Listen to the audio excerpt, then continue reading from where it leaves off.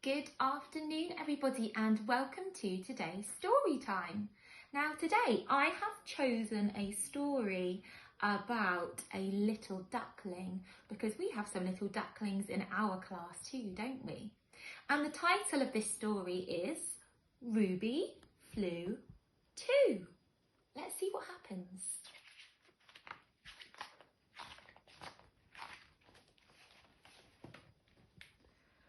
Once upon a time, upon a nest beside a lake, there lived two ducks, a mother duck and a father duck, mummy and daddy. And I think they're sitting in something very special here. Look what they've made. Do you know what it is? Tell your grown-up if you think you know what it is. That's right, it looks a bit like a nest, doesn't it? There were 5 eggs in the nest. Shall we count them together? 1, 2, 3, 4, 5. Mother duck sat upon the nest all day and all night, through howling wind and driving rain, looking after the eggs, all 5 of them. I wonder why Mummy Duck has to sit on top of the eggs. Does anybody know? That's right, she has to keep them warm, doesn't she? If they get cold, they might not hatch. Then one bright morning, the eggs began to hatch. 1, 2, 3, 4 little beaks poked out into the sunlight. 1, 2, 3, 4 little ducklings shook their feathers in the breeze. We'll call them Rufus, Rory, Rosie and Rebecca, said Father Duck, and Mother Duck agreed. 4 of them have hatched, but I think there were 5 eggs at the beginning of the story. Let's see. But the 5th egg did nothing.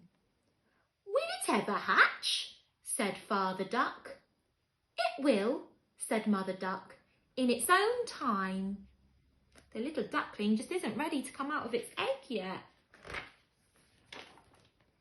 And sure enough, it did. Look, finally it hatched. She is very small, said Father Duck. What shall we call her? Oh, we'll call her Ruby, said Mother Duck, because she's small and precious. Rubies are a type of very special stone. They're red stones.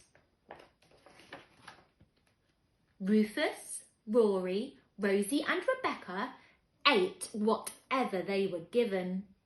They ate anything and everything. Can you see what they're eating in the pictures? She looks like she's eating a nice juicy worm. But Ruby ate nothing. Will she ever eat? Said Father Duck.